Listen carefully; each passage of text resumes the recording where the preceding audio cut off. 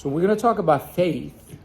And as I was thinking about the word faith, right, we have there's so many things that can be said about it, and I'm not going to be able to say all of them, so I'm going to touch certain aspect of it so nobody is disappointed. Like I thought maybe you'll go here or there with the message. I'll go where I need to go because this is where I've been personally on this journey of faith. But so how does one acquire faith? How does one get faith? If somebody says, I don't have faith. I actually met somebody last week and this person was struggling with faith. And used to go to church some time ago. Over a decade ago, he stopped going to church. Something happened at his faith. Something happened with his faith. And if you do have faith, how does that faith grows to the point that you actually live by it? So I'm going to kind of touch certain scriptures and try to make this thing more relevant to us. And why is it important to have faith? Without faith, how can we see God? How can we hear God? Have you seen God in your lifetime? Has He showed up and you could see Him with your own eye? You could hear Him with your own ears? I've never done that. So without faith, how could we be sure of the things that are coming? Jesus said that we have an eternal life, that we'll rise again. Without faith, how could you even believe that? Jesus says, I'm going up to heaven to prepare a place for you. That in God's house, there's many rooms. There's a heaven to look forward to. Without faith, how could anyone actually pursue any of these things or to be motivated to live the life that Jesus called us to live? Faith is super, super important. Without faith, the Bible says it's impossible to please God. So you have to have faith. You have to grow in faith so that you can live the life that God has called you. I'm going to tell you 2 ways I see how one can acquire faith and how he can grow. I'm going to tell you in the beginning, and we're going to look into the scriptures to kind of see if it seem to be correct. Number 1, faith. When we look into the Gospels, his followers followed him and they grew in their faith. They became convinced of who Jesus was because they heard Jesus. You have to hear Jesus to have faith. You cannot have faith without hearing Jesus. I'm talking to the people in this room. So you want to have faith? You have to hear Jesus. Where does it say so? Well, that's how the apostles got their faith, right? He took these very simple people, and eventually they went into the entire world and preached the good news to the world. How did they get their faith? They got it from Jesus. They heard Jesus, and they start to acquire faith. And how do you grow it? So you hear Jesus, it will start to give you faith. And how do you grow your faith? You have to actually walk with Jesus. Not only you need to hear him, but you also have to walk with Jesus. You need to be his disciple. He needs to be living with you, and you need to be living with him. That's how you're going to grow in your faith. So you have to hear him, number 1. Number 2, you have to walk with him. You have to be his disciple. We're going to start with and Romans chapter 10, verse 17 says that faith comes from hearing the word, and the word is preached through the words of Jesus. So you want to have faith? You got to go into the Gospels. You need to hear Jesus. How did Peter get faith? He walked with Jesus. So let's go into the first paragraph. It's in Mark 4. We're going to see how Jesus actually gave them faith. We're going to talk about how the apostles and the disciples acquire faith. Mark chapter 4, verse 35 to 41.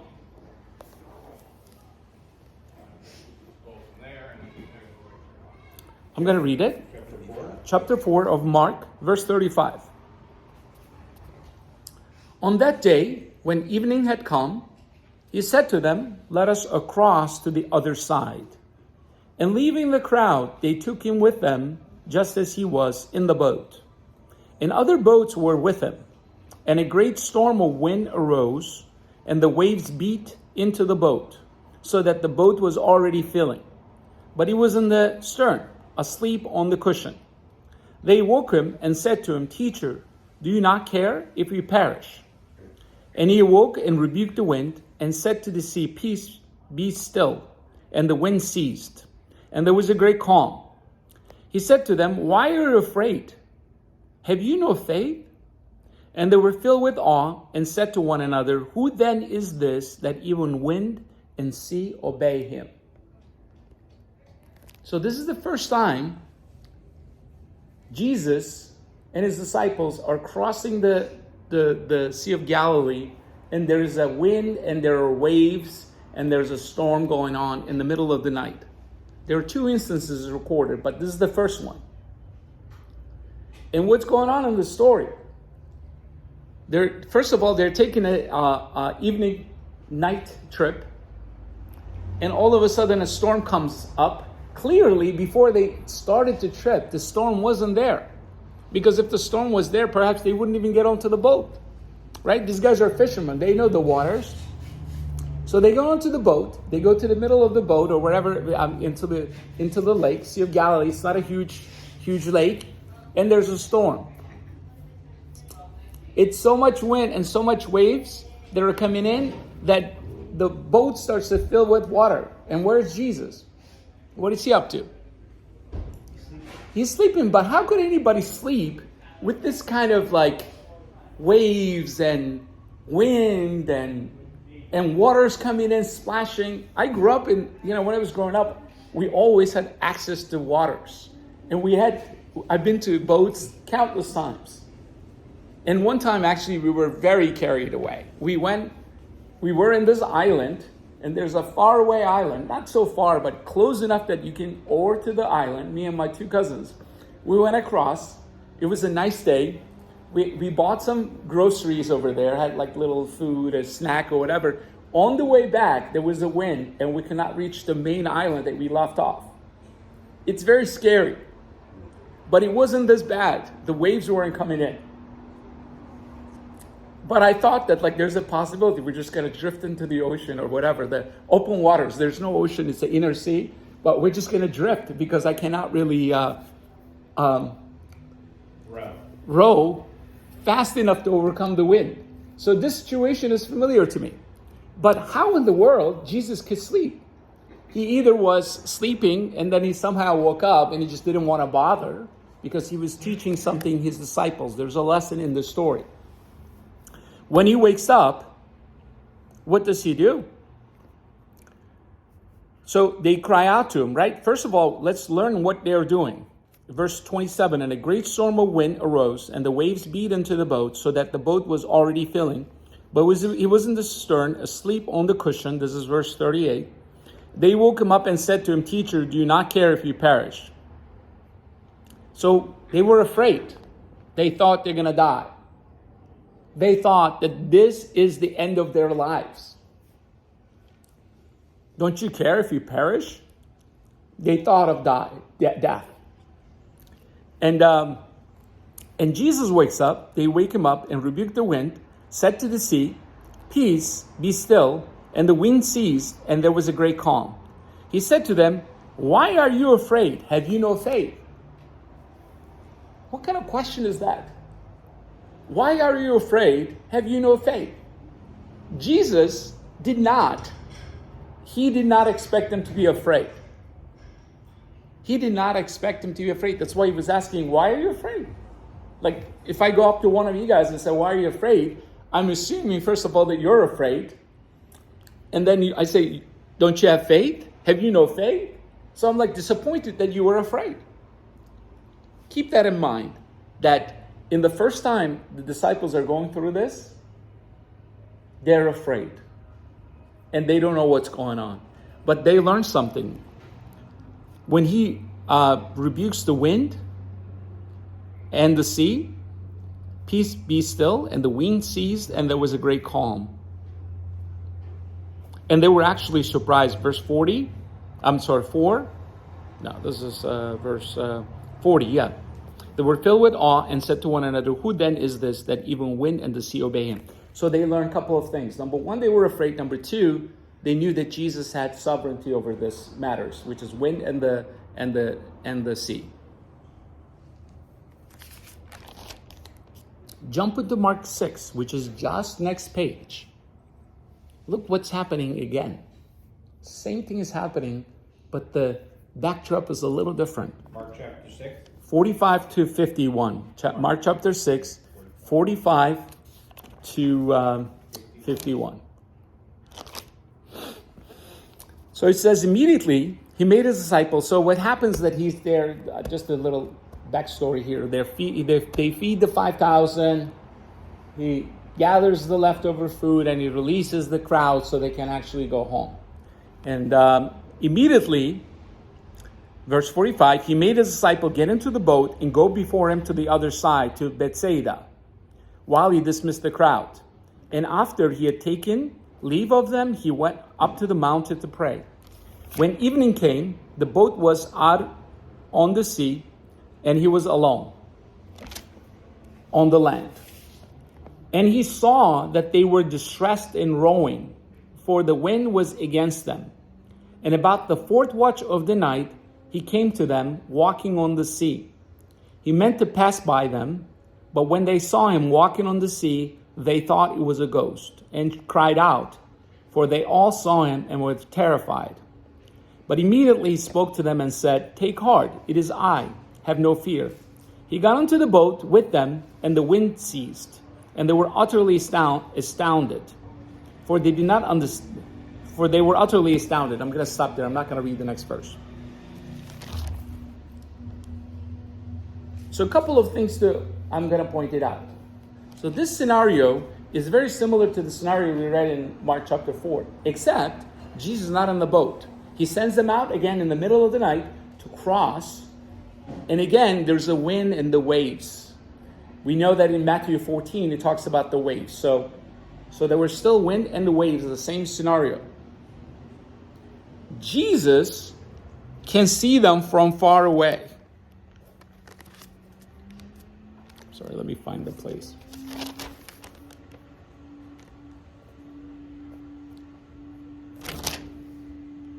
Verse 48, it says, he saw them, they were distressed in rowing, for the wind was against them. So he looks up, Jesus looks up, he sees his disciples struggling in the boat. So he's aware that they're struggling, right? So he decides he's going to walk on the water to the other side of the lake. As he's doing, look what it says in verse 48, last part of 48. It says he meant to pass by them. Why? He wasn't walking to the boat. He wasn't going to the disciples. Why was he about to pass them by? Jesus wanted to see what they're going to do this time. Chapter 4, he taught them that they should not be afraid in the midst of storms. He wanted to see whether they would actually, they would learn and grow from the previous experiment. He saw them. He knew that they were distressed. So there's nothing unusual. They're in this test, basically. He wanted to pass them by. He wasn't going to interrupt at all. Because this time they weren't necessarily afraid. They're afraid when they see him walking on the water, but they're not necessarily, the Bible doesn't say that they're afraid this time of the wind and the waves. Their faith has already perhaps grown. So Jesus is saying, watching them from a distance, he decides to walk by them, but not necessarily planning to go in. But they catch him, and that kind of disrupts the whole thing, basically. I don't know if you see that, like Jesus was actually, God was actually teaching his disciples he was teaching them faith. Look, this is the first time you're in a stressful situation or a dangerous situation. Jesus tells you, don't be afraid. Jesus is sovereign. God is sovereign. The waves and the wind cannot harm you. Why? Because Jesus is sovereign. God is sovereign. Nothing's going to happen to you. They're going to happen. The wind and the waves are going to come, but nothing's going to happen to you. The first time, Jesus teaches. The second time, he puts them into the same scenario to see what they're going to do. He's watching them from a distance. He wants to pass them by. He wants them to grow in their faith. See how Jesus training his disciples to people of faith, to be a people of faith?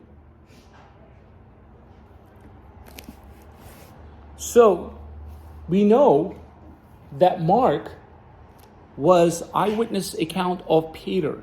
I'm saying this so that you know that this is the perspective and the testimony of Peter. Somehow, conveniently, Peter skips something very important that Matthew decides to reveal.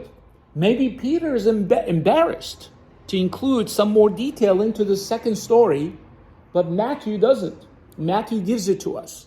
I'm going to visit that, and I'm going to show you how this was all incrementally helping this disciples' faith and how we should learn from them as we are trying to be his disciples like they were. So let's go to Matthew chapter 14, 22 to 33.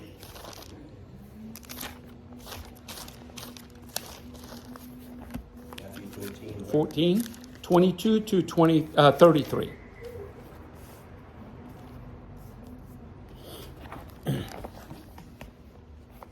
So this is the same story told by Matthew. Previously, that was the story told by Peter.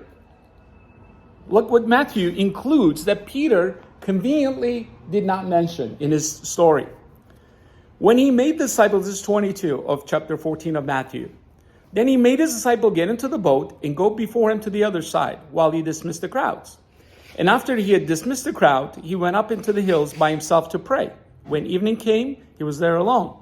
But the boat was many furlong distance from the land, beaten by the waves, for the wind was against them. Again, Mark didn't mention that there were waves, but Matthew is confirming there were still waves and wind. It's the same scenario, same case.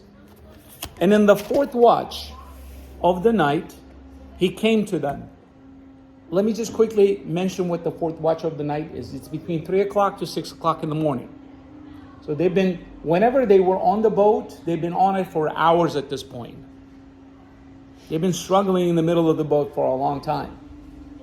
They could have, I don't know what time they got onto the waters, but they've been trying to go against this wind and the waves for a while.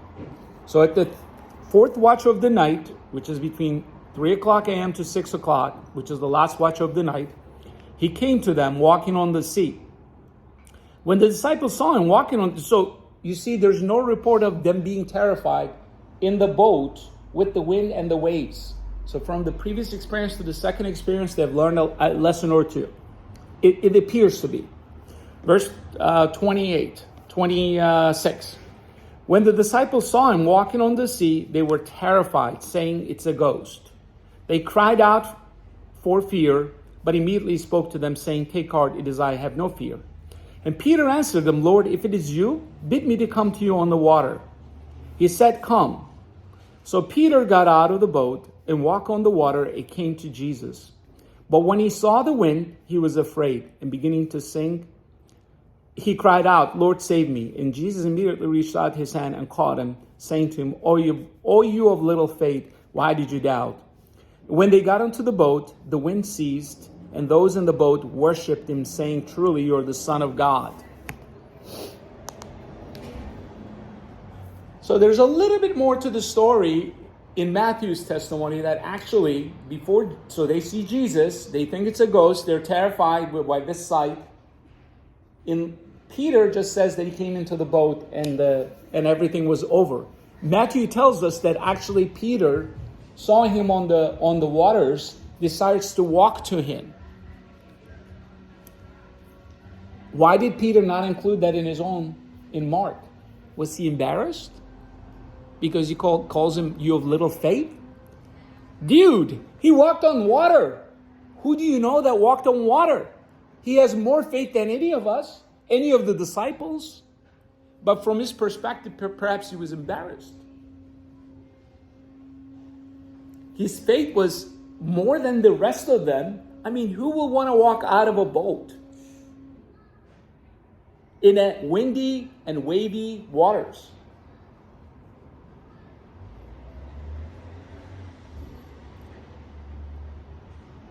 I want you to see how this guy, fisherman, a simple man who is illiterate, how Peter's faith is now growing.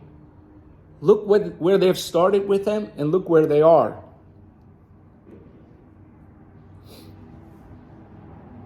Verse 33, it says, verse 32, and when they got into the boat, the wind ceased, and those in the boat worshipped him, saying, truly you are the Son of God. Whoa. Now they're becoming more and more clear of who he is and his powers and his sovereignty. You want to grow in faith? You have to walk with Jesus. You have to be traveling with Jesus. You have to be his disciple. The guy over there is never going to get it. The guy that is all the way over there is not walking with Jesus, never going to get it. The guys that are in the boat with Jesus or right next to Jesus, they're following Jesus, are going to grow in their faith because Jesus is going to put them into scenarios and situations that they're going to be forced to grow. He's going to cause their faith to grow so that you understand that Jesus is the Son of God and that he's sovereign over everything. Everything. Not only on the waves and the winds, but the sparrow that will not fall to the ground. The single sparrow that you never even know in somewhere in the jungles of Amazon is not going to fall to the ground apart from the will of the Father. And Peter is now putting some of these things together. That who's this guy that can command the waves and the wind and they should obey him? And now in the second one, they learn that he's surely you're the Son of God. Truly you are the Son of God. But I want you to see that Jesus in the second story actually plans the whole thing. He says, okay, you guys go over. Cross the lake. I'm going to stay on this side. I'm going to keep an eye on you. There's no wind, there's no wave, and it just comes right onto them. He keeps an eye on them. He sees them struggling for a while. He's not going to help them. And not only that, he's going to pass you by. He's going to pass you by. He was planning to pass them by. He wasn't planning to go there and to stop it. Because he knew they were already stronger in their faith. He knew that they were not afraid anymore, perhaps. Maybe I'm reading into the story, but I like to do so sometimes. You're going to say, okay, so why? Why would Jesus set up this whole thing in the second scene? Well, we have a couple of scriptures that we can look up and we're going to conclude. So it's not going to be a terribly long sermon. Let's go to James chapter 1, verse 2. Let's look at these two other verses and we're going to wrap it up. So this is James chapter 1.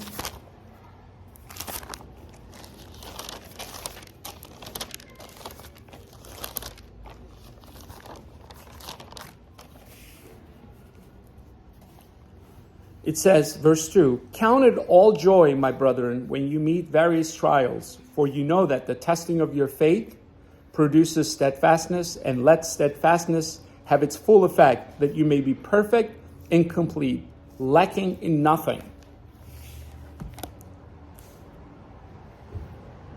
Another translator, the Berean Bible says, consider it pure joy, my brothers, when you encounter trials of many kind, because you know that the testing of your faith develops perseverance.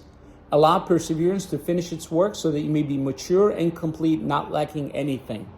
So there's a goal. God has a goal in mind. What is the goal? That you may become mature and complete, not lacking anything. What's the opposite of mature? Immature. What does mature means? Mature is somebody who is fully grown. And immature has not been fully grown. God's goal for you to be fully mature in your faith. Complete. What's the opposite of complete? Incomplete. Lacking. His goal is that you be mature and complete, not lacking anything.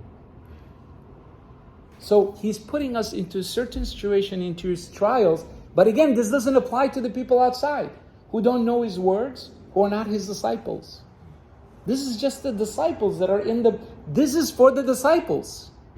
They were in the boat, and Jesus put them there because he's working with them. He's teaching them, he's training them, he's maturing them, so that they will lack nothing. 1 Peter 1, this is going to be the last scripture. Verse 6. We're going to, again, remember, this is Peter now speaking. So it was Peter that was Mark chapter 4, Mark chapter 6. It's Peter that walking on the water. It is Peter now writing about this testing. Where is this? Chapter 1, verse 1. I'm sorry, 1 Peter chapter 1, verse 6. In this you greatly rejoice, though now for a little while you may have to suffer grief in various trials, so that the proven character of your faith, more precious than gold, which perishes even though refined by fire, may result in praise, glory, and honor at the revelation of Jesus Christ. Though you have not seen him, verse 8, you love him. Though you do not see him now, you believe in him, rejoice with an inexpressible and glorious joy. Know that you are receiving the goal of your faith, the salvation of your souls. Let's break it down what he's saying.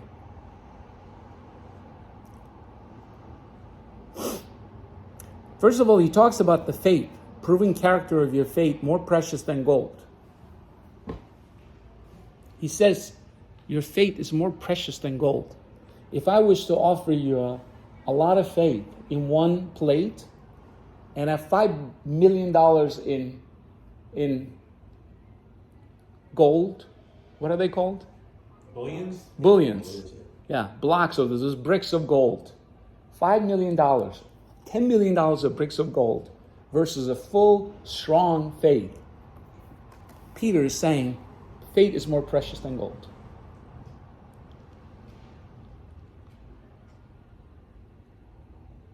Think about it. Your faith is more precious than gold. Gold is just monetary, right? Gold stands for you can have stability in life. You don't have to worry about things. You're taken care of. But it says your faith is more precious than gold. And look what it says about gold, which perishes, even though refined by fire, may result in praise, glory, and honor at the revelation of Jesus Christ. He says your faith is more precious than gold. And just like gold, your faith is going to be purified by fire. Why? So that at the end, we all can receive praise, glory, and honor. We talked about last week, I don't know if you guys were able to hear it. We talked about earthly greatness, godly or heavenly greatness. The earthly greatness is very clear. We see how it is. Who's the greatest person in America? Perhaps the president of the country. He lives in a big house. Everybody has to obey him. Everybody has to listen to him. One may disagree it is a republic or a democracy. That's not how it works. But at the end of the day, he's the top dog. In the eyes of the world, education, money, looks, privilege of birth, many things, it will rank you to the top. God values none of that. Why? Did you guys hear it last week? Why? Because he gives it all. Everything you have has been given by him. Everything. You did not choose your mother. You did not choose your father. You did not choose your inheritance, heritage. You did not choose what state you're going to be born, what country you're going to be born, which color of your skin, whether you're going to have access to university or elementary school or none, whether you're going to have aptitude for math or music. Everything is given. Why would God be impressed by any of them? That if you're the smartest guy on the face of the earth, why would God be so impressed by that? If he is the one who's giving you the wisdom and the mind. Why would he be impressed? He's not impressed. He doesn't care. That's what we value on earth. Earthly greatness means nothing to him. What he's looking for is the heavenly greatness. What is the heavenly greatness? Jesus being the good example, putting himself last. You're in a room with 10 people, let the 9 have their food. You go hungry. God thinks you're the greatest among all of them. You put yourself last. That you are considering their interest ahead of yourself. That's the man that God considers greatest among those 10 people. The guy that serves, the guy that gives, not the guy that takes and the one that receives. Going back to the point, he's Peter again, 1 Peter 1:6, that your faith is more precious than gold, and gold can perish, and perhaps faith too, but it is refined by fire. And at the end, when you're mature and complete, not lacking anything, it will bring you praise, glory, and honor at the revelation of Jesus Christ, so that you would receive all of these things in heaven. Honor, praise, and glory. What happened to the 12? Do you guys know? They died, right? Except one. But Jesus promised them 12 thrones to sit on them. Did you know that? That you will be sitting on 12 thrones. Don't you think that was glory and honor and praise? They were receiving. Peter got at one of the thrones. Verse 8, though you have not seen him, you love him. Though you have not seen him, you love him. That requires faith. How can you love Jesus? How can you love God? Which is the greatest commandment, right? But you have not seen him. Though you do not see him now, you believe in him and rejoice with an inexpressible and glorious joy. Now that you're receiving the goal of your faith, the salvation of your soul. $10 million in gold bullion versus your faith. $10 million is going to help you for maybe next 5 years to 30 years that you're alive, right? Just maybe a little longer for Rebecca. But faith is going to achieve salvation of your soul. And how long is that going to last? Forever. And I just want you to know that this Peter, illiterate fisherman, no education, eventually denying Jesus, that he even knows him. So it was like stages of tests for Peter, right? It wasn't just this boat story. Jesus tells him, Satan has asked to sift you like a wheat, like a flour. I pray that your faith will not fail. He fails. Eventually he comes back. Did you guys know how Peter is put to death? You know, he dies for Jesus. He's put to death upside down. There are many writers in the early. Origen writes about it. Tertullian writes about it.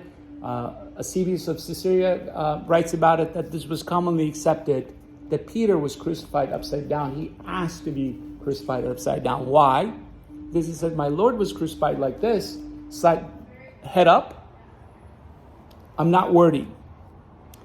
I just want you to see how this man's faith got him so far. And if I want to go that far, I need to increase in my faith, and I need to not only know his words, like Peter knew to the point that he could write it. Mark is written by Peter. But also being his disciple, being in the boat with him, walking with him. You need to be his disciples today if you want to grow in your faith.